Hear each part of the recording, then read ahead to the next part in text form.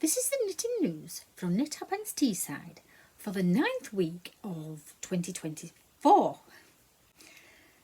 Last night at knitting, Andi was working on her very fine lace weight in the round knitting. It's linen stitch, so it actually looks quite woven and not knitted at all, but it is knitted.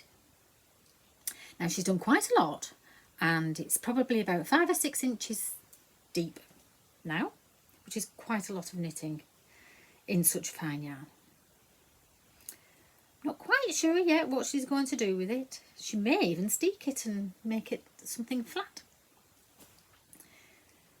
Jill arrived with a most beautiful felted bag.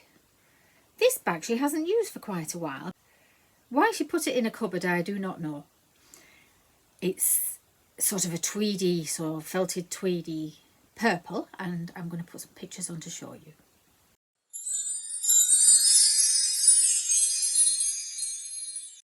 Now she did it years ago. I must have seen it then when she did, but anyway, that was lovely. And she was making poppies for November, which is very good planning. It's for the local library, so they're planning all what they're going to do.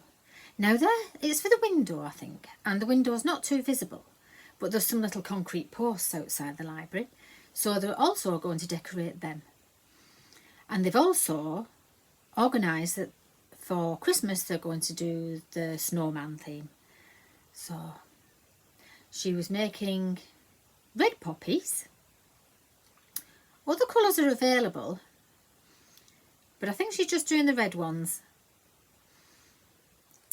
Helen was working on her blanket, and Jill brought a bigger hook for Helen to use, because Helen put on our little chat that it was kind of stiff and squeaky acrylic, and we don't really know. I don't think there was no information with it, so she was trying a bigger hook, and I don't know if it's made a difference or not. But some acrylics just like that, isn't it?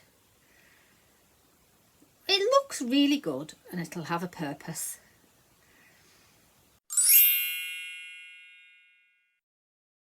She's also making a hat with Drops Alaska in a cream colour. But she's just cast that on and deliberating over whether it's going to fit her head or not, and whether she has a big head or a small head, and all the conversations that you have when knitting hats. I was working on my Ugly Cat's shawl. Ugly Cat shawl, I think it might be called now. And I do believe that quite a few other people have started it now. The pattern is being re-edited, and it will be finalised and then published, I think. So I've got this far. I think last week, where was I? Somewhere around here. I can't remember. But this is the centre. So I'm just over halfway. This bit I will do symmetrically to this section. I'll have wedge. I will have the same as this one, and then that ball I was fiddling about with while I was talking is the next colour, which is like, oh, absolutely gorgeous, one of my favourite colours. I've still got loads of mohair. I've even got this that I bought on holiday, this fade.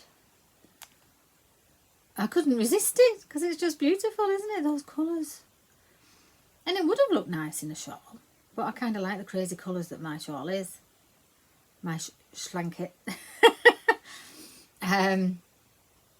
So if anybody's got any ideas of what I could make with this, because there'll be quite a lot of wool in there, and it's just Well, I've got third pack knits this kid silk haze scarf knitting pattern on reverse of band. I didn't realise that was on, but I don't know that I want to make that.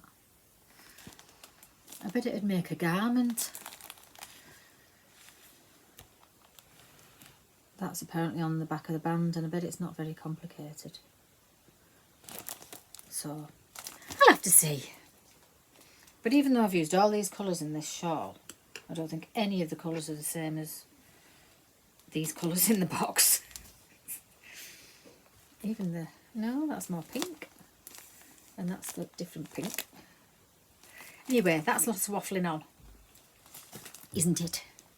As you can see, I am wearing my Zweig sweater by Caitlin Hunter of Boyland Knitworks. That has sprung a leak. I've kind of half fixed it. I haven't got a leak under this arm yet, and I think this one that must have been there for a long time before I noticed it, because it was a big hole, wasn't it? So it must have been there for ages before I even noticed it. So that's not really that much of a problem, is it? Anyway, I've kind of done a little video and it kind of explains what I did, but it's not really a tutorial. It was just an explanation.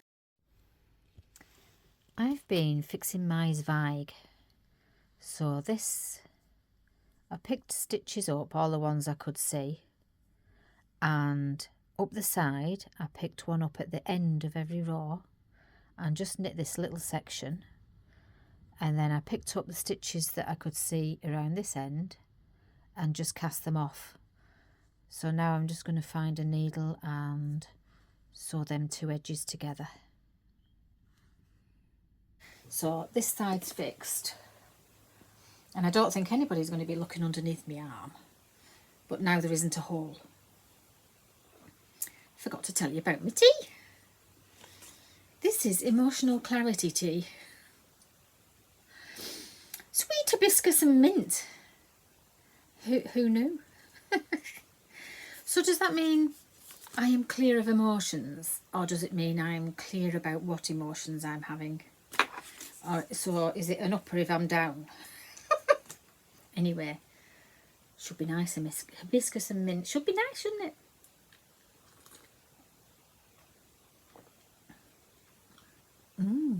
It is. Very nice. Very, very tasty. Oh, and I forgot to tell you about Andi's corn. I think Andi's corn must be about 1,700 grams.